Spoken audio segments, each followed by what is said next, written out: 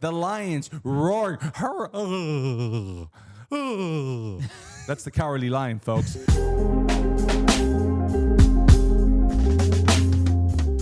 Hey guys, welcome back to Little Big Opinions. I'm Big. And I'm Little. We also got producer Mark here. What's up, guys?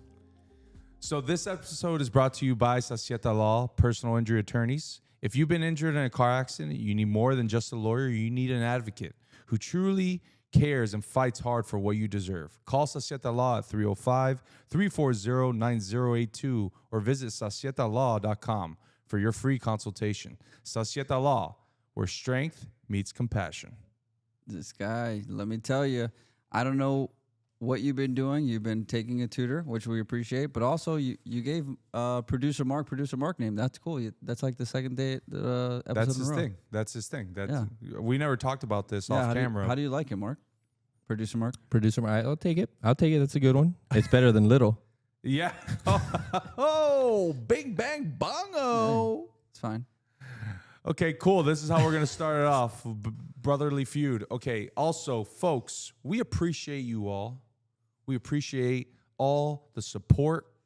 But most importantly, you go hit that like and subscribe button right now on YouTube. 786 Sports Network. Also, you got Little Big Opinions on X, TikTok, Instagram. We may be doing a Discord. We don't know what we're doing, but we're just going at all angles. Okay, we're going to be insufferable, but most importantly, we're here to give you Miami Dolphins content and some NFL content. So hit that like and subscribe button. Chris, today is a very special day. Very special day. Today we are recording, and it's September 15th right now. Right. It's almost not, but we're still here. We're still here. We're late in the studio, but we are committed to this. And do you want to know why it's a special day? I know why it is, but I want to hear your reason why it is.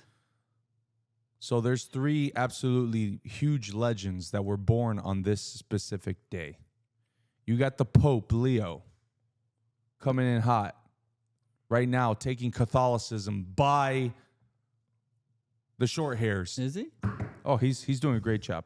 Great job. Like what? We should do another pod on the Pope. We'll come back to that. We'll come back to that. Number two, the greatest prolific passer in the history of the NFL. A legend on and off the field. His name, Daniel Marino. Yep.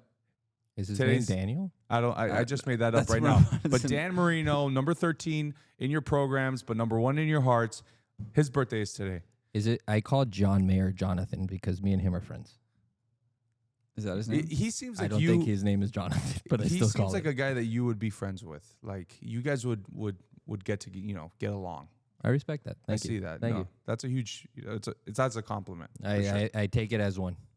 But most importantly, folks, it's my wife's birthday today. She's the ultimate legend. She's caring. She's loving, and she's just a wonderful mother. Happy birthday, Stoof. I love you very much. This episode is for you, baby. Okay, we're not gonna screw it up. We're gonna do it good. So this is like a home run game. There's one more birthday for one of our nieces. I don't know if she wants to be mentioned on the pod. So for our cousin's sake, I'm not going to say the name, but happy birthday to you as well. Happy birthday to you as well. Absolutely. Now, most importantly, do you see what's in front of you right now? I don't think this has ever made its way onto the set, but I'm very excited to show this very old, very faded Miami Dolphins helmet. This is an example of you don't take care of your memorabilia, what happens. Because this has not been in the box that you're supposed to put it in. So now it's yellow. The autograph, there's a Dan Marino autograph. I don't know if you guys can see it there, but it's faded. So it's almost as if it didn't happen. So Dan, if you're seeing this, I know you're making the rounds in the newspaper. If you guys haven't seen the story on Dan Marino, he has a couple things going on that he wanted to share his story. It's kind of a sadder story, so I don't want to talk about it. But if you want to find out, you can go on Miami Herald and other news networks. But Dan, if you're seeing this, just listen to the rest of this story, and hopefully we can get Big a nicer autograph here. So we have always, for the fans that come on board, we ask them, when did you fall in love with this team, right? What's your first memory of this team? My first memory was always with my father. My father and my mom were huge Dolphins fans and always had us, watching games, kneeling in front of the the television all together, holding hands, making sure that Pete Stoyanovich was going to kick a field goal into the uprights and win the game and stuff like that. Ever since I was a little boy, I remembered that. But most importantly, one day we go to Dan Marino's in Cocoa Walk, the old school Marino's. Wow, that's old. Yeah, this is on the second floor. This is when it was, Is that where the Hooters used to be? Yes, Oh. yes. Now, I wasn't allowed there yet. I think I was like 5 or 6 years old at the time. So, I'm sure my dad would have wanted to go there, but we went to Marino's with the family. So we all go out. The whole entire, family goes out, and we take my grandparents who are always with us, and we're leaving, and the bus boy, we're walking downstairs, we're going to the car, and the bus boy comes, through, all this foot traffic and flags down my grandmother, and she left her purse on the table. So he, booked it all the way downstairs and gave her purse. So my grandfather gives him a nice tip. That's it. What my father hears later on in the day, later on that week, is that Dan Marino, he had just torn his Achilles. So he was out. He already had surgery, but he was out for the foot for the year. He had heard that Dan Marino was going to be at Marino's the following weekend. So my father went to the Sports Authority off of Kendall Drive back then and purchased this, I want to say authentic helmet. I don't know if it's authentic or not, but this beautiful helmet. Look at the logo. I mean, Yeah. just incredible. So he purchases it, and we all go back to Marino's. And we go, and we have a dinner. And my father asks the manager if Dan Marino's here. And he says he is, but he's not seeing anybody right now. So my grandfather then proceeds to say, hey, I just want to tell you one thing. Last weekend, we came to this establishment. Everything was wonderful. My wife leaves her purse on the table, but your busboy did a phenomenal job and tracked us down and returned her purse. So I just want to say how wonderful of establishment you got here, and you got great people working for you. And he goes, you guys are here to see Dan Marino? He goes, yeah, my son-in-law bought this helmet for my grandson to go meet Dan Marino. And we have this helmet. We're going to get it signed, but we understand that he's not seeing anybody. He goes, I'll be right back. Give me 1 second. So the guy comes back a few minutes later and says, I can only take 2 of you. So my dad says, Jennifer, my older sister, go take Ryan. Go take Ryan. So I'm this little pudgy 6-year-old with this helmet, walking through the restaurant, and everyone is looking at me and like, well, what is this kid doing? And I go into this private room in the back, and there's like 8 grown-ups, couches, and they're all there. And I walk in, and there he is. There he is at the end of the room, and he just stands up. And my sister's like, listen, his name is Ryan, and he's your biggest fan. He goes, you want me to sign that, buddy? And I was not saying one word. I didn't say one word to the guy. You? I couldn't. The person that talks one of the most that I've ever heard in my life. You're the one that was I was speechless? I was literally speechless, meeting my hero in person, in the flesh. So I'm there, and everyone is laughing, cracking up because I am not saying a word. And when he says, you want me to sign that, I just offer it like a peace offering. And I give it to him, and he signs the helmet.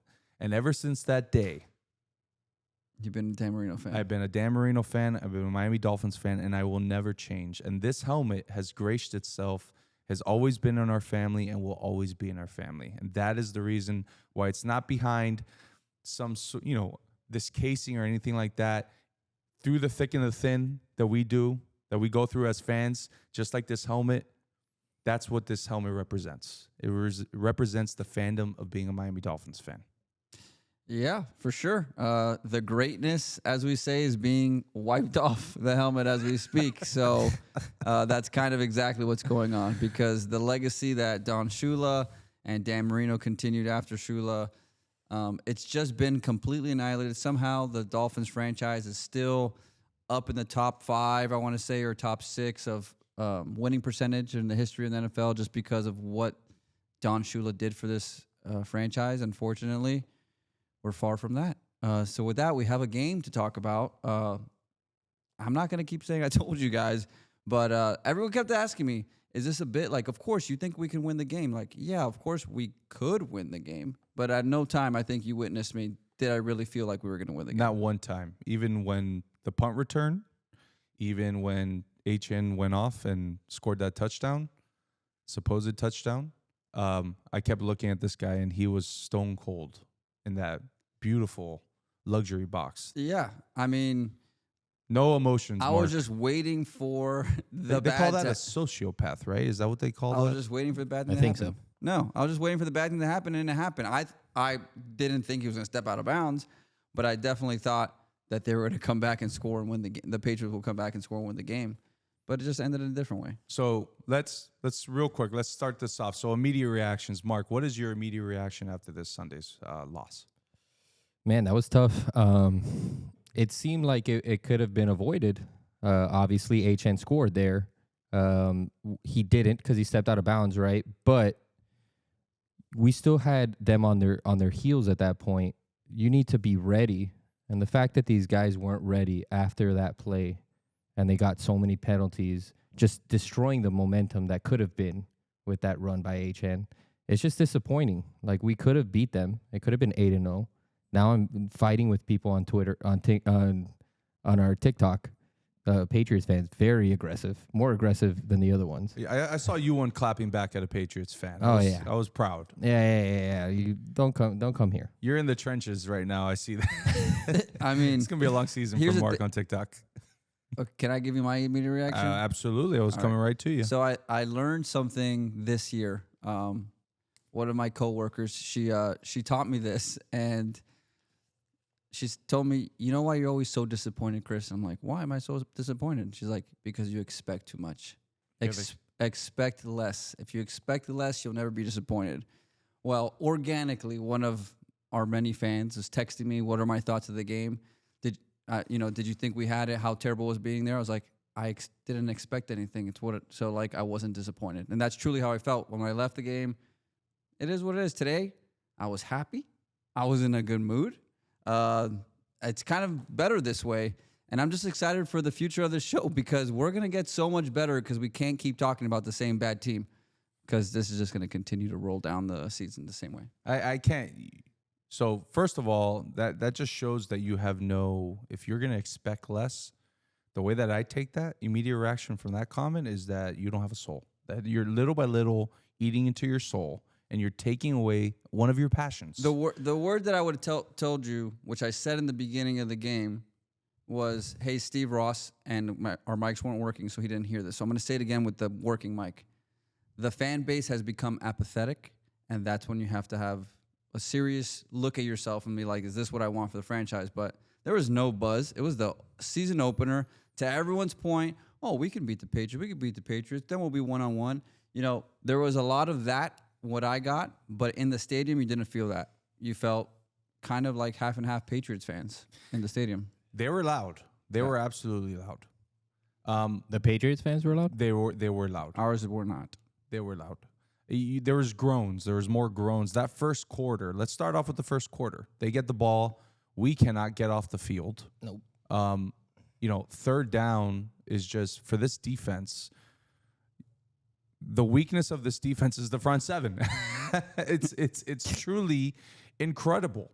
The third down conversion rate on this defense is through the roof over 2 weeks.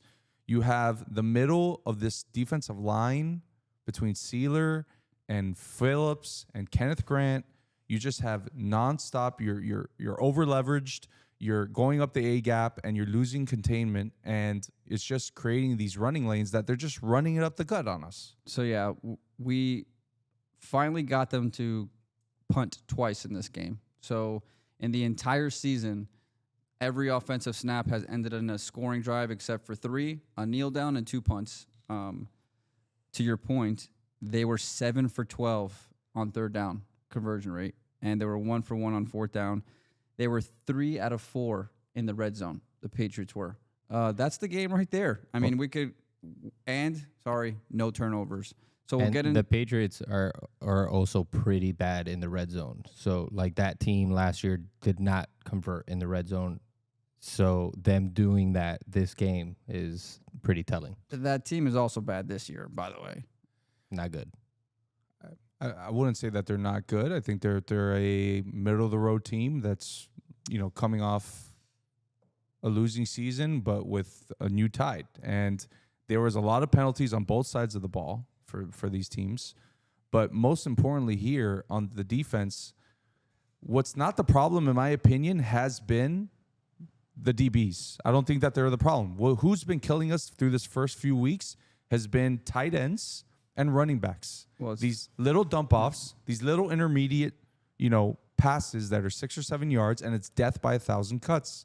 And this zone is not working at the moment. So Anthony Weaver had to do something, because what's happening is you're just giving 10, 12, 13 play drives that are 5.5 minutes, 6 minutes, and it's demoralizing not only for the defense who's in the heat, but it's demoralizing for the offense, because they can get no consistency, no flow through their game plan.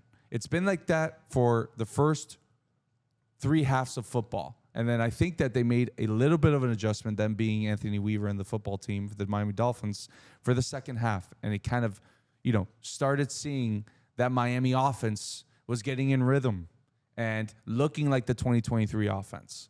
Yeah, I mean, I agree with you. So our PFF rankings, that's what we're going to be using on the pod this year. There's 114 defensive tackles that they give rankings to. Would you like to know? Let's start with Kenneth Grant. Give me a guess on 114 where you think he is. He's going to be at 99. Close. 96. Zach Sealer, would you like to give a guess? 78. 104. That's disappointing. And Jordan Phillips is somewhere between there. That's Adam Butler. disappointing.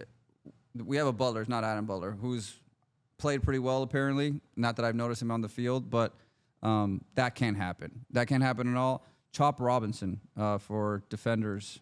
How many defenders are we? 113. Would you like to know where Chop is ranked? I'm going to say 44, his number. 112. There's 112 out of 113? Out of 113. Now, of course, you could take this for a grain of salt. They have their metrics of what they're trying to solve here and what they're trying to put out there. There's a lot of different reasons as to how they defend it, like what the play's supposed to be, what their role's supposed to be. That's what they're looking at. They don't always know, but we're going to be using it. So for us, it's pretty bad, and that's going to tell you the rest of the story, where if the defensive line can't do their job, stop the run. They're running at 5 yards a clip every time. So if you have 3rd and 4, 3rd and 5, that's a manageable play. You might have the coverage, and then we saw Drake May escape the pocket and run them for a first down. We saw that the last 2 weeks as well. I agree with you. The secondary, it's not good. I mean, they're not doing anything well. But to your point, Rasul Douglas is ranked 22nd. Jack Jones is 63. Like, that's not terrible. It's not good. What we thought was the strength of this football team for the first 2 weeks is not the strength of this football team. It's the liability of this football team. And now you're going into, and we'll kind of run through the next week and the juggernaut that we have to go against in the Buffalo Bills. But let's speak a little bit more now about the offense. We spoke about the defense. It was a problem. The offense. First play, first drive, 3 and out, you're punting, and there's a lot of boo birds. But then you get into a rhythm. You start going to those, and I'll let you kind of explain a little bit more, Chris. Going behind those defenders and finding those gaps on the outside, daring Tua to throw it, but the offensive line giving him some amount of time for him to hit these long 20, 25-yard pass plays. And then you have Devon Achane coming out of the backfield, who's an absolute stud when he has the ball in his hands. The offense looked like 2023 for 2.5 quarters. 2.5 quarters. No, for all of them, because that's exactly how the offense has ended the entire time. So here's the thing, okay? Everyone wants to know what's going on with the defenses, what the defense is trying to do to Tua. And Mike Vrabel was on a podcast today, or an interview today, and he let them know, we're going to completely clog the middle of the field, okay? We're going to say, hey, Tua, if you're going to throw to the boundaries, you're going to hit it. So in cover 2, if you play Madden, because that's how I know this, in cover 2, there's a couple things you can do. You can hit it up the seam, or you can hit the outs right before the safeties and right behind the corners. That's a tough throw, but it's a throw that people should make. But that throw has been there, and Tua, for whatever reason, hasn't thrown it, okay? Besides that, you have the dump off, which is exactly what they want you to do in cover 2. Come up and tackle. That's the story of our offense for the last 2 years. Tua finally threw it, and he threw it very well. We saw Tyreek get open. We saw Waddle get open. We saw the offense start to roll. You saw a little bit of confidence back in Tua. But then, when push comes to shove, and now the offense starts to roll, the defense makes adjustments, the defense starts to blitz a little bit, and the offensive line ultimately is not good enough. And this is where roster construction comes back to the same thing. The offensive line's not good. So we knew coming in that our secondary wasn't good, and that's kind of let us down. We knew that our offensive line wasn't good enough. And it's a shame because, to your point, Devon Achane is an absolute stud. And I've been telling our friend, Joey, I'm going to give you another. I don't want him on the field, off the field less. I want him on the field, but he could be the second running back. He could be the guy in the slot, which we saw him catch some passes. He caught a bunch of passes today, actually. He had like 97 yards in receptions, obviously stepped out of bounds. He only had 31 yards carrying or something like that. They didn't have a lot of carries. Right. They had double the amount of carries that the Miami Dolphins had. So you don't even need Devon to impact the game that way. But when you have such a bad offensive line, this is what's going to happen. And we've been begging them to fix this mistake, and they haven't fixed the mistake. And you saw it come to fruition again. When the game is on the line, when you're playing mano a mano, no more of this and that and all these different things. It doesn't work, okay? You guys need to be able to push the guy and not let him come when it's one-on-one, and ultimately we can't do that, so we fail. We got plenty to get into with Tua. I know everyone wants to throw him off the boat, and I'm there, but there's a lot more wrong than just Tua in this game. Too many mistakes. We lost the turnover battle here, something that we had to win. Tua threw a pick. They had a clean game, them being the Patriots. Drake May had a very clean game as well, very efficient. Tua was also very efficient, throwing at an 81% clip. So, but what's also more important is the sloppiness of this football team. 10 penalties, 8 of them being on the offensive side. And most of them, I think only one of them, being from a wide receiver for an illegal shift. The others were 2 holding penalties, 3 false starts, 2 delay of games, which we'll get into that. It's Aaron Brewer, who's been a cornerstone in the last, 18 games for the Miami Dolphins, 19 games. He was making mistakes. Patrick Paul making mistakes. Jonas Savannah, Chris, can you throw out the listeners what his PFF grade is? So we're going back to this, okay? The offensive line is bad when you just watch them, and they're bad on paper. Jonah is 67th guard out of 67 guards. And Keon Smith is 53 out of 67, and Borum is 49 out of 67. It's not good. You can't win games if you can't control the line. Look at the teams that actually matter. You have the Buffalo Bills that we're going to play on Thursday. Who have probably the best pair of tackles in football. Great offensive line. What do? They win. The Eagles, what do? They win. You have to dominate the line of scrimmage. You have to be able to be there at the end of the game to make these plays. I told you guys in the offseason, games are not really that complicated. Things come to 1 play, 1-2 plays at a time, and that's the difference in the game. And here we are at the last drive, because out of all the bad that happened, even giving up the punt, and now this is terrible. Throwing the interception, this is terrible. They had a chance to win the game, and quite frankly, they should have won the game. So this is what everybody wants to know. Let's get to the final drive, because that's the epitome of this coaching staff, of this 4 years of Tua, the experiment. It's over. We're done with this. We can't keep doing the same thing. But don't worry, Mike McDaniel said that they talked about it. Them and the coaching staff talked about it. It's over. Thursday, they cleared up communication issues. But Ryan, let's get into it. The reason why I'm wearing this shirt is because it might be the last time I might be able to ever wear this shirt.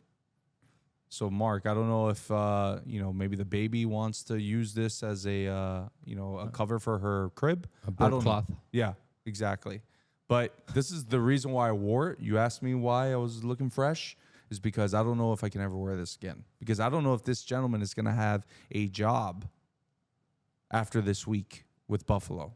But going back to your point of what happened, the communication on this football team and this offense continues to be a huge impediment for this football team. You get in the play, who knows when McDaniel gets the play into Tua.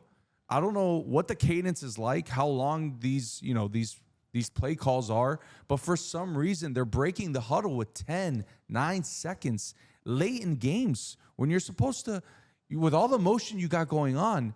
It's just bad football. It's elementary type stuff. And then Mark, you brought up a very good point. I want you to tell the listeners what's happening on that final drive. First of all, Andy Borregales, who went to UM, was one of the best players on our team. He plays for the other team. He had 2 missed extra points, and then he almost cost them the game, not hitting into the zone. Right. They're not a middle of the pack team. The New England Patriots are a bad team. So are the Dolphins. I'm not trying to say the Dolphins are not. But again, to your point, penalty. They start the kickoff with penalty. So there's a new thing. You have to put it at the certain landing zone, which he didn't, and that's why the ball went out to the 40-yard line. Okay, so now we start on the 40-yard line. Even with Achane, okay, forget everything that happened before then. Even with Achane's play, they're on the 26-yard line with a minute left. They have plenty and of one time. timeout. And one time. They have plenty of time. The next 2 plays are penalties. Thankfully, one didn't count because some guy was injured on the other team, so we only had 1 penalty, but we moved back to the 31-yard line. Okay? After that, we can't get out of the way. We have our 2 right guard and our right tackle who are supposed to be blocking people, and the game ends with 2 sacks. I understand, guys, Tua this and Tua that. How does he run out of bounds? Look, what are you going to do? He hasn't been the same guy since the hip. It's absolutely clear. He's not the same old bull guy. Now he has concussion, so he can't get hit. Last year and this year we said, Tua, get down, don't get hit. He can't run, he can't slide, he can't do this. What is he supposed to do? So he's limited. He doesn't have a strong arm.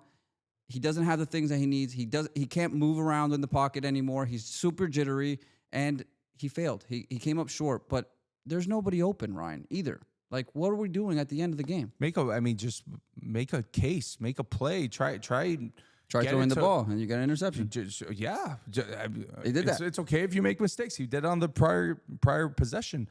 But what we're not talking about here is that first penalty on that last drive was I think it was a false start from Ollie Gordon. Okay? Then False start from Aaron Brewer. Then it comes out, we get a delay of game penalty after a false start. And then everyone's looking, Tua's walking to the sideline, then walking back. And then, we have 12 men in the huddle. Waddle, HN, everyone's throwing their hands up in the air, looking at the sky like a pizza pie. I mean, what is going on? This is elementary football. Not only that, but then with all of our motions and all of our movement and not getting the call in on time quick enough, and then we have to wait for those motions, we're snapping the ball with 1 second left when there was a huge delay from the replay. There's a huge long delay. You guys got to be ready. What are you guys doing? What are you guys talking about? I don't understand that. That right there is just coaching. That is coaching. You have to be ready. You have to have them ready just in case. Hey, guys, if that's a touchdown, great. We'll celebrate. But if it's not, this is what we're going to do. So as soon as they put the ball down, you guys can be ready and do all your motions. Move around. Go back and forth. Whatever it is that they do that doesn't really work. But you can't wait till 1 second or almost get another delay of game. It's ridiculous. They've done it 4 times. He's done this for 4 years, him being McDaniel and Tua. It's been like this for 4 years. And the fan base is just in the stands just saying, snap the ball, get out of the huddle. You're not learning from your mistakes. And this is what costs you your job. Because if I make a mistake at work, I'm going to learn from it. If you make a mistake at work, someone may not walk for like 6 months. So it's got a bigger deal, right? So you got to learn from your mistakes. But I learned from it. Exactly. You got to learn from it. It's just, it's disheartening. Yeah. What do you think the mood was at the stadium after the game? The mood was just about what happened to you as we were walking out. So maybe I'll tell the story. I mean, I'll let you tell the story, but just keep it a little bit shorter than the first 2 that you've told in the pod. Okay. No, folks. Keep it shorter. Sasieta Law. Pika, I didn't call you, brother. Not that you watched the podcast, but we got a big problem here at Hard Rock Stadium. There's a lot of moisture, but these, what do you want to call them? Pedestrian bridges that go across from, from one piece of the property. The parking lot. Yeah, the corner parking lots no longer, you can't walk through anymore because of the F1 race. So there are these pedestrian bridges that you go up and over to get into the stadium. Ryan, we're walking. They're metal stairs, They're metal stairs, and they have a little bit of a strip of, like the grind. Caution. On the step, though, on the step mark. And folks, but on the landing pad, right?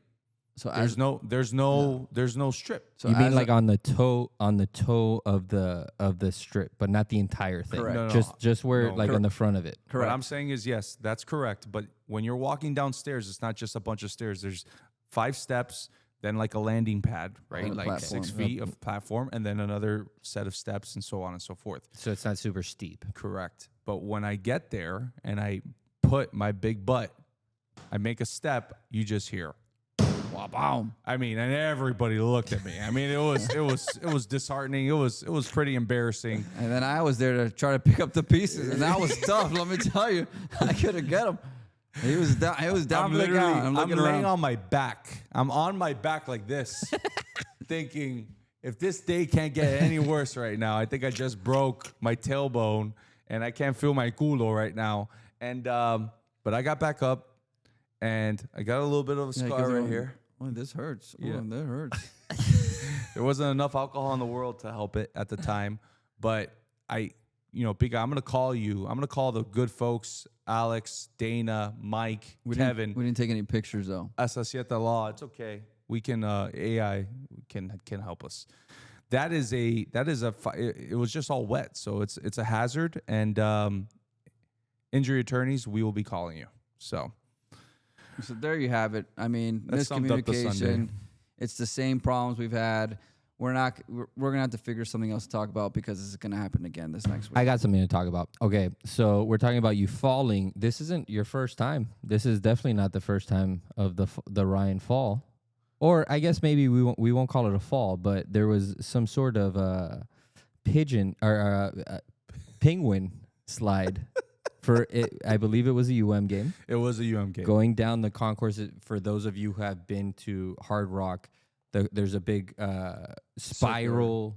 Circular concourse to go up and down the stairs. There we go. And it was a game. I don't know if we won or lost. Oh, we won because we're leaving like in the end of the third quarter or early fourth, and it's everybody. Our group. I want to say like 20 or 30 people, and it was pouring rain, and that's the reason why we were leaving early, and it was a blowout. And then there's just water gushing, Like a river. Like a river going down the spiral. And I just thought to myself it was going to be faster and probably safer instead of me slipping to just go for a slide. Wait, down the ramp? I rolled down the ramp. No, you didn't. I rolled down the ramp. I don't remember you rolling, but I remember you taking your shirt off and sliding down. Do you ever keep on your shirt on? your stomach? Huh? Do you ever keep your shirt on? Absolutely not, baby. Why would You he? asked for it, baby. Look at that. Why would he? Look at that. That's peak. That's peak You're ridiculous. manhood right there. Some guys called me. We're getting onto the escalator, and I'm wearing a Waddle jersey, and they go, "Wow, Waddle, what's up?" And I start waddling for them. They go, "Wow, that's a big penguin." I was like, "Okay, folks, enough about the Dolphins. Let's give you some little tidbits, a recap of what happened week 2 in the NFL. Here we go now. Mark. Okay, bum bum. That's good. Wait. I don't hear anything. Yeah. All right, go. Okay. All right. Cowboys 40, Giants 37. Russell, Bustle, Man Muscle Wilson 450 yards. But it wasn't enough because my kicker on my football team, Brandon Aubrey, a 64-yarder. Very nice, Mark. I'm in the middle of this rant, Mark. Thanks. I appreciate it. First NFL kicker in the history of the game, Chris, to kick a field goal to end regulation, to go into overtime, and to win, to kick a winning field goal in overtime. First ever time that's ever happened before. What? Yes, sir. There's no way, really? Yes, sir. Look it up. Here we go. There's Ravens. no way. They used to end games on field goals all the time. Look that up, but not going into overtime and then winning again in overtime. You keep doing your whole thing. Here we go. Okay, all right. We're going into Baltimore, folks. Baltimore, the Ravens, 41, Browns, 17. Lamar Jackson, 4 touchdowns. None of them to Mark Andrews. Why? Because he's on my fantasy football team. Next up in Detroit, the Lions roaring. That's the Cowardly Lion, folks. 52 points to 13 for the Bears. 52 points. Jared Goff, 334 yards, 5 touchdowns. Jahmyr Gibbs and David Montgomery, 1 touchdown, rushing touchdown each. The 10th time that duo has done it together. Impressive win for the Lions. They are back. Joe Cool Burrow and the Bengals. Chris, he's hurt again. He is hurt again. So, you want to know about the injury? See this? Can you keep it? Look at that. His big toe is done. His big toe, big toe. the plantar surface, the plantar plate of his big toe, which we like to call turf toe, was completely. All right, Mark, get this in the shot here, okay? So right here, okay. So basically, what happened is, as he was tackled, his foot got caught there and went down, which tore this ligament here. He had to have surgery to fix it. If not, he wouldn't be able to keep his foot down. So he's gonna be gone for at least 12 weeks. So you're looking December, January, maybe not even back in the Do league. you need your toe on your plant foot to play quarterback? You need either one, yeah. Whether it's your front foot or your back foot, you need that big toe. So if it was a pinky, we would be talking about something different. But if it's the big toe, that's a problem. But they won the game. The Jacksonville Jaguars do what they do at end of games. They blew it. And does Jake anybody Browning, have hand sanitizer? That's gross. You don't wear socks, bro? Here, we got bourbon over here. You can probably sanitize it that way. The Bengals 31, the Jaguars 27. The Bengals are 2-0, but they got their star quarterback who's going to be out for at least 3 months. That's a big problem. The Eagles going into Arrowhead, winning the football game, showing that last Super Bowl was not a fluke, winning 20-17. What a poo-poo game, by the way. Just nothing but defense. Who likes defense? Not people that bet the over. I'll tell you that. And now, last but not least, Mac Jones filling in for Brock Purdy, going in, scoring 3 touchdowns in the lowly Saints and NOLA, and that's a lost cause over there. Mac Jones wins the football game. How about that? How about that? What who do you got right now? The best team in the league after 2 weeks. Who do you think? What type of cheese do you like on your burger? Oh, you're going to Green Bay? Oh, a nice sharp cheddar. Yeah, they're looking pretty good. The Green Bay Packers are the best football team in the history of the sport through the first 2 weeks. Yeah, I said it a couple of weeks ago too, that maybe I'll just be a Packers fan because they look so nice. I got Jordan Love on my fantasy team. I got Josh Jacobs on my fantasy team. Oh, he's good. Guy scores a lot of touchdowns. They're definitely he hasn't scored one this year, I think. He's scored in 10 straight games. This guy doesn't know anything, folks. Please disregard. Please disregard no that. big fantasy points. That I can tell you. But they look like the full, complete team. Can Jordan Love make the big throws when it matters? It's going to be the big question. He looks good. He looks good right now. 27 years old. Go ahead, Mark. Tua also looked good 2 years ago in the first 2 weeks. Oh, he looked good for more than 2 weeks in 2023. It's true, but that's what I'm saying. Jordan Love. He looked like that real grenade that's just hanging out there at the end of the bar when you got a couple cocktails and you're like looking around and you're saying, oh, this is what I'm going after. Oh, yes, that's what he looked like. He looked like that old grenade. Yes. Who probably had a little, peach fudge on his desk. Enough of this. But more importantly, something to talk about the Packers real quick. 27. 27 is a key number for the Green Bay Packers. When Brett Favre was 27 years old, they went out and they got Reggie White and they won a Super Bowl. Wow. You're really doing this? Okay. When Aaron Rodgers was 27, they went out and they got a free agent signing and they won a Super Bowl. And Jordan Love, folks, is 27 years old, and they went and took Jerry Jones's lunch, and now they have the best defensive football player on the planet with that defense, with all those weapons. The Green Bay Packers are winning the NFL championship this year. This is like a Jim Carrey movie. Who do you think, Mark? Who do I? Most impressive team through first 2 weeks. I'm not sure. I haven't really watched. Thanks, the Mark. other All people right. play. Welcome to the show. Chris, how about yourself? I know it's probably not going to be the favorite right now, but I'm going to say the Baltimore Ravens. Ooh. I think this is going to be the year Lamar Jackson. He's so I like good, that. dude. He's I like never that. he's I'm gonna never jump talked on that. about. I'm going to jump on that one. Got it. I know that Derrick Henry fumbled the ball late, which never happens, and he did, and they blew that game. But they were dominating that game against Buffalo. They dominated yesterday. They're going to continue to roll. I don't think that there's many teams that can go up against them.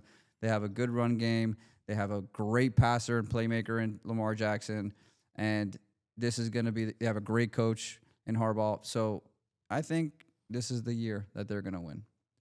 They are loaded on both sides of the ball, and Kyle Hamilton is an absolute stud as a safety.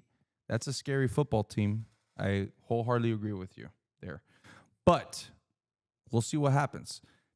Moving on, Chris. You forgot something. We got to do the preview. The Buffalo Bills. That's where I'm going to. Oh, look at that. He's going right to it. We're on the Man, same page. you are on, cafecito today, huh? It's 10:43. Okay, here we go. Now, here we go. Folks, week 3. Stop that. Big game. Miami Dolphins are flying into Buffalo, and they are taking on the Buffalo Bills, the reigning AFC champs over the last, I want to say 6 years probably. Thursday Night Football, Amazon Prime.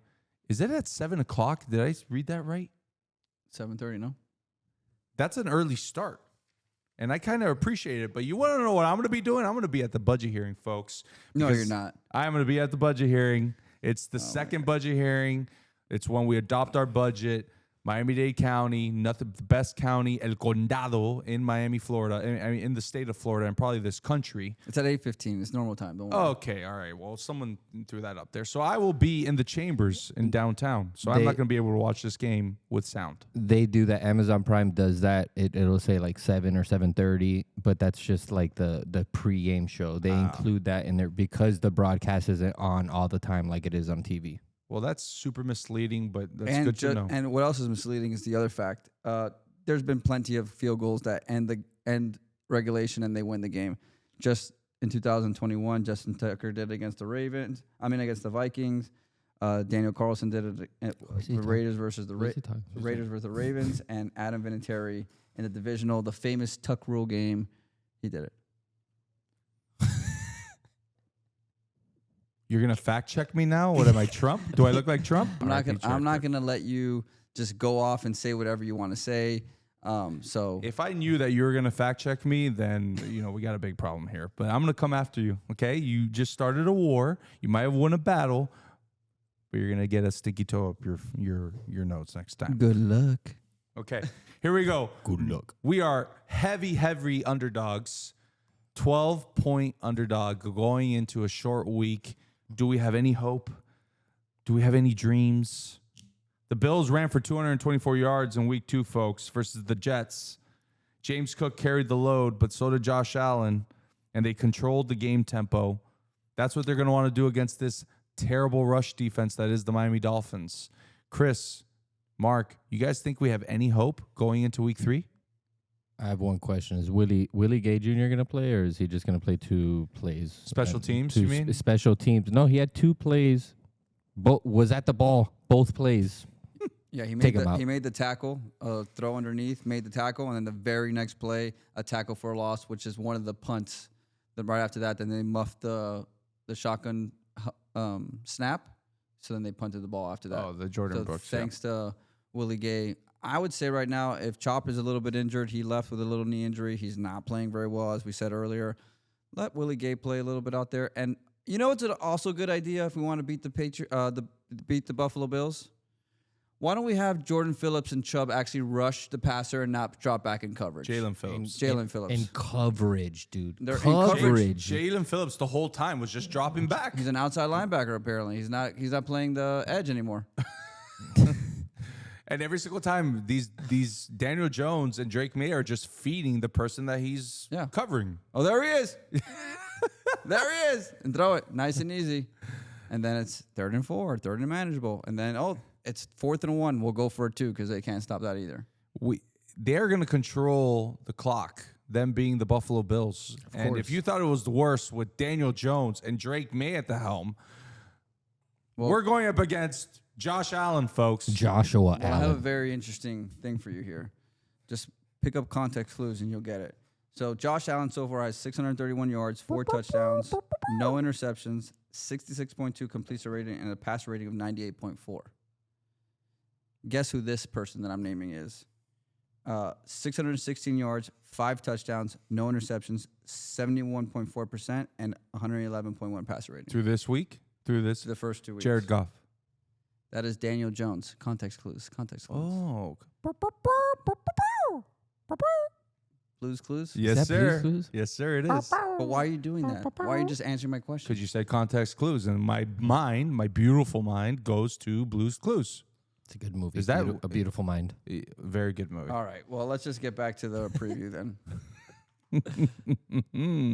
The Bills' offensive rankings through the first 2 weeks are very, very high, folks. They've scored 40 in week 1, and then another 30 burger on the Jets in week 2. The Miami Dolphins have given up 33 points in the first 2 weeks. The Miami Dolphins rank 30th in rush defense and yards per game. What do we think here? What's going on? You think that You think we're going to win? Okay. You think we're going to lose? So here's what I agree with you. I just Blues Clues? I watched the Bills versus versus the Jets, their highlight reel, and I thought it was a complete domination, but it was exactly what we were talking about. They controlled the game, 3rd and manageables, 4th and manageables, and Josh Allen does what Josh Allen does and escapes the pocket, runs for first downs, makes a couple plays, but it wasn't such a huge blowout like I thought it was, because the Jets do what Jets do, and the Dolphins will do what the Dolphins do, and that's turn the ball over. So if they don't turn the ball over, let's just pretend, guys, that there's a chance. If the Dolphins don't turn the ball over, they actually start to run the ball, because Ollie Gordon essentially can run the ball a little bit more, Achane can run the ball more, and we can just be less predictable, especially at the end of the game, and control the ball and take it away from Josh Allen like we did last year when we were up in Buffalo. There could be a chance, because their secondary and their linebackers are actually not performing very well either. I'm not going to throw the PFF stats at you, but I will tell you that they're all, manageable. They're not in the upper half of their ranking. So that would be the only way that we can pull it off. The only person that I do know is up there Joey Bosa. is Joey Bosa and Greg Rousseau. They're 2 defensive ends. Right. Those are problems. So let's And not pass all day long. the Miami Dolphins are going to be going up against those mammoths, and that's going to be an issue. Controlling Josh Allen, running the football, and even when you get to him, there was plenty of times that the Jets were going to wrap him up, and he just bounces off of tacklers because he's a gigantic mammoth of a man. This is going to be a matchup nightmare for the Miami Dolphins. Yeah. And You have to control. You got to get them off of the field on 3rd down. right, If you have any, that's the game right there, and I don't see it happening. it's going to be very tough in that atmosphere, and they don't like Miami. Nope. And they want to end Mike McDaniel's first tenure as a head football coach. They want to they want to leave Chris Greer, because they know if he's still with the Dolphins, they may have a chance for a long time, but they want to squish the fish, which is something that the Patriots say. They want to go for the jugular.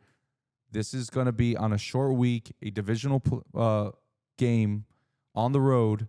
This is tough cookies, boys. Tough cookies. Ed Oliver and Matt Milano are both questionable right now. So That's huge. Ed Oliver is defensive tackle, one of the, a gigantic beast, and will be a very big handful for Aaron Brewer. So Yeah. that would be a big loss for them. again, the only way to do it is control the ball a little bit more, and that's by running it, not by throwing it, because we don't want those defensive ends to rush the passer, because Tua will not survive. Not with Larry Borum out there, not with Keon Smith. Keon Smith. Yeah. 7A, It's going to be tough. Short week, prime time. The Miami Dolphins are 1-12 in their last 13 matchups against the Bills. Good. 1-12, folks.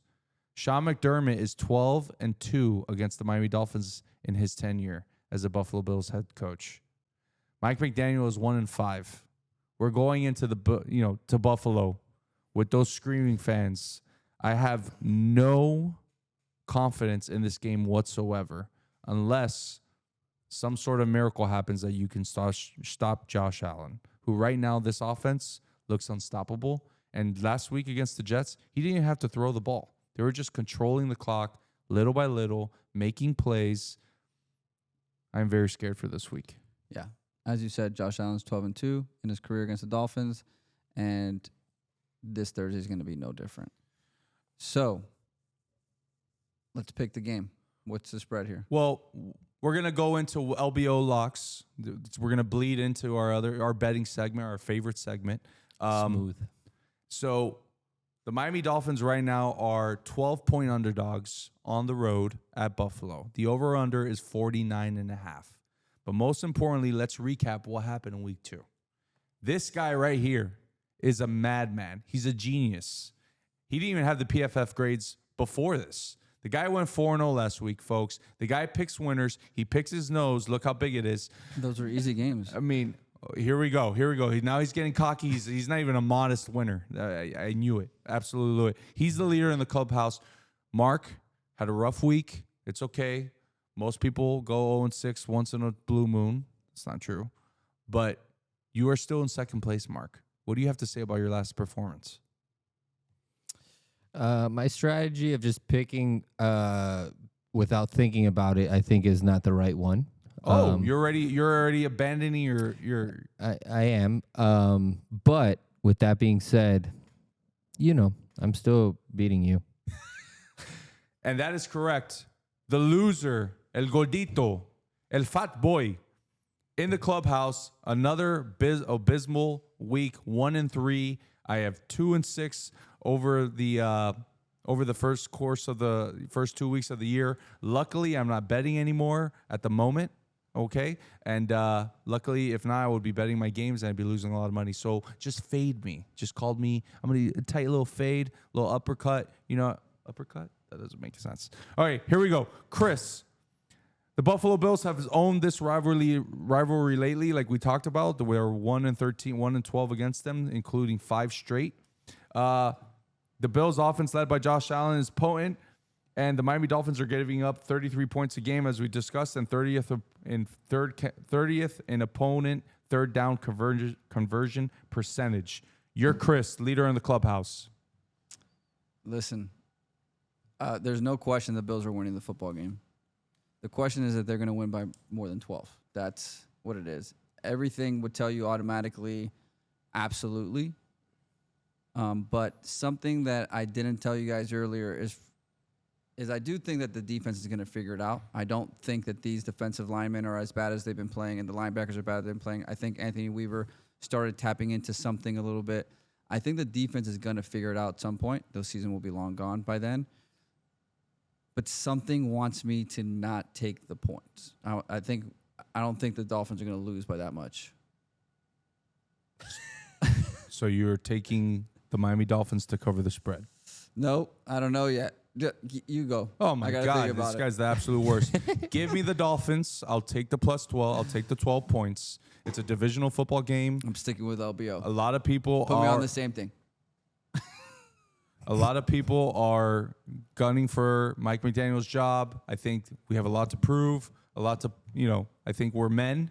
Okay? We're men in tights. And I'm going to go with, give me the Dolphins at plus 12. And I am going to go with the over 49.5. I think there's going to be a lot of points scored. I don't think any of these defenses right now can show that they can stop anybody. Justin Fields is trash, straight trash. Wow. Tua looked like 2023 Tua for 3 quarters last week. I think that this offense is back and throwing it. Everyone's saying that he underthrew Tyreek Hill. You know who used to underthrow Tyreek Hill all the time too, and he used to make catches like that? Patrick Mahomes. So give me the Dolphins and the points. Mark, your pick. I'm gonna take the Dolphins because that's what I picked at the beginning of the season. I'm gonna continue rolling that one on. And I'm gonna actually take the under on this one because I feel like it's gonna be tight. I feel like we're gonna do something. I hope we do, and that's it. Yeah, I mean, divisional game, friendly foes. They're going to know what each other likes to do. But you know when it's like college game day and they show all the analysts picking the same, we all just picked the Dolphins to cover the spread. That's because we're a homer pod. Okay, cool. So you just cracked there too. That just shows you clearly how bad of a pick this is. Next, moving on. Stop slamming the table. Okay, sorry. You really upset about it? You don't like it for real? It's okay. Okay. Where did you get these papers? Why are they so big? What are these? Is that what they? Okay. Don't finish that sentence. Okay. Please. Please. I want to have a job. All right. Colts. We're going to Tennessee. We're picking this game. Why? Because Ayana. Mark wanted this game on the slate. Cam Ward, I think he's going to be an absolute stud. The Titans are +3 against the Colts at home. Over-under is 43.5. Mark, you wanted this one on the ticket. You go first, sir. Who do you like here? Can you give it to me again? What was the numbers? The Titans are +3 +3. at home. Over-under is 43.5. And what I can give you is that the Indianapolis Colts, led by Daniel Jones, are the first team in NFL history to score 10 consecutive possessions to open up the year. And they did that against the Broncos team, who's a very good defense. So what does that say, folks? It says that maybe week 1 wasn't that bad of a loss. Okay? I'm going to say that. Was. Okay, cool. All right. Also, Daniel Jones threw for a career-high 236 yards in the first half against a team that has the likes of Patrick Surtain II. So just shows you what we dealt with Get and to what the this Titans Mark. team What's is the gonna pick? have. Come on. I'm Slate. going to take the Titans, and I'm going to take the over. Wow. I'm gonna go the Colts. Give me the Colts. This guy's he's very judgmental now that he went. No. The guy knows everything. I mean, the big schnoz, I guess. Just put it up in the air, you uppity bastard. Okay, give me the Colts as well. I think they're going to go 3-0. I think they got a lot of momentum right now. Cam Ward doesn't have a lot of weapons around him. I think there's some growing pains there. The offensive line is poo-poo. I think he's going to be a very good player, but I do not think that they're going to win this game. And I think the Colts are going to win by more than a field goal. And I will also take the over in this game as well. Give me the over. Okay, next up, Broncos, Chargers in LA. The Chargers at home are a 2.5-point favorite. Over under 45.5. You guys want to give me some stats, or you just want to go off the cuff? I hate to say this is what I do to my wife all the time. I wasn't listening at all again to what you said. Can you just repeat it one more time? You know we have a podcast, right? I understand. Okay, cool. All right, the Broncos versus the Chargers. Chargers, okay. The Chargers are 2.5-point favorites at home, and the over/under is 45.5. 45. Okay. So are your ears open now? I got it. Okay. Got it. Give me a pick Locked then, in. please. I'm gonna take the Chargers. And you said 44 points. 45.5. I'm gonna take the under. Chris, I'm going to go first here. Give me the Broncos. A hungry dog runs faster, baby. Runs faster. I don't think that they're going to go 0-3, okay? I think that the Broncos are a very good football team. Bo Nix is going to turn it around. Give me the Broncos, and I will take the under in this game. Chris. Yeah, they're not gonna go 0-3 because they're 1-1. I was talking about the Western Michigan Broncos, or the Boise State Broncos. That's what I was thinking about. Okay, Thanks, Chris. Appreciate you, man. I've got the Chargers on this, and I'm going with the over. All right, here we go. Last but not least, what do real men do? What do they do when they have honor? They pay their debts, like the Lannisters. Right now, Mark and myself have to pay a debt. And that debt was we picked the Dolphins to beat the Patriots last week. We lost. Big nose over here. Sorry, I'm going to stop saying that about you. Won the game. Obviously, he went undefeated. So Mark and I need to own up. We got to man up, and we got to, take a shot right now. So, Mark, you want to show the folks You taking the swig? I already drank my shot, but we're gonna still do another one. It's Publix sale. It looks like an expensive bottle, but it was just $30. It's on sale. That's not bad. All right. Well, bottoms up. I'll take mine first. Wait, oh, we can't be on the screen at the same time. Okay, go first. Go ahead. Okay, here we go. Okay. And I drank all my water. Next up, big game. Monday Night Football game next week. The Detroit Lions are on the road in Baltimore to visit Lamar Jackson and Derrick Henry. The Ravens are 6-point favorites at home. Over-under is 51.5 points. God. It's crazy. Chris, leader in the clubhouse, go ahead, I sir. told you Ravens, and I'm going to take the under. Ryan. The Lions, the Packers, the Bears, and the Vikings. Oh These my. are 4 good football teams. That's the best division in football. Just because the Lions lost to the Packers in week 1, what they did against a divisional opponent against the Bears, I think that the Lions are the second best team in football. Give me the Lions taking 6 points. It's going to be a close game.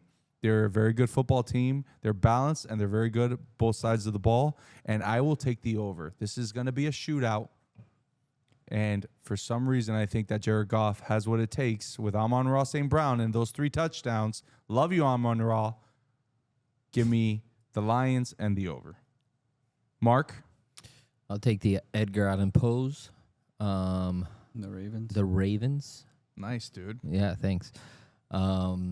And what was the over under 50? 51.5. 51. Let's take the over. Let's take the over. I like it. I like it. Okay, here we go. You're the leader. What shot bet should we do? We got to do a shot bet. It is what it is. What do you like in here? With your Well, beautiful merch. The only thing that we can do is either you. I haven't gone up against you guys. Yeah, so Mark and I both picked the Chargers. Oh, no. We'll do the over-under We here. both picked the Ravens right now. You both picked the Ravens, and I took the Lions. There you go. You want to do that? Yeah, easy enough. Okay, the only thing is that this is on Monday, and we record on Mondays, so I should have thought about that. We should have thought about We're not going to know about that. So we'll do the Chargers. I'm the only one that took the Broncos. You both took the Chargers. that. Okay. Deal. The Chargers. Shot bet? Shot bet. Here we go. Okay. Folks, we appreciate you all. We appreciate all the support. We love you all very much. But most importantly, I want to do a special big shout out to one big person in my life, the man who bought that helmet. Robert, Pop, Dad, I love you very much. Keep pushing forward, sir. We love you. We'll all support you. You got this, buddy. I love you very much. And Chris, take us away from here, please. We're rooting for you, Papa LaFarga. So keep it up.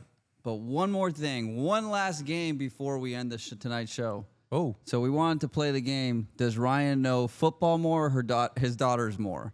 So I asked him the question earlier of the Daniel Jones versus Josh Allen. He didn't know that, so that's good, Stoof. But we're going to ask one question about his daughters, and let's see if he gets it. Just one? Just one for today. I mean, we got plenty. We're going to do this the whole year. So tell me, what is the name of Abby's music teacher? Miss Romanoff. Wrong, Miss Diaz. So you're 0-1 for both. Son of a cracker. And don't forget, guys, to like and subscribe. You can find us on YouTube. You can find us on X, Instagram, TikTok. We're powered by 786 Sports, so make sure you like them and subscribe to them as well. And don't forget that this episode is brought to you by Sasieta Law, personal injury attorneys. If you've ever been injured in a car accident, you need more than just a lawyer. You need an advocate who truly cares and fights hard for what you deserve. Call Sasieta Law at 305-340-9082 or visit Sasieta Law for your free consultation. Sasieta Law, where strength meets compassion. Sayonara, suckers.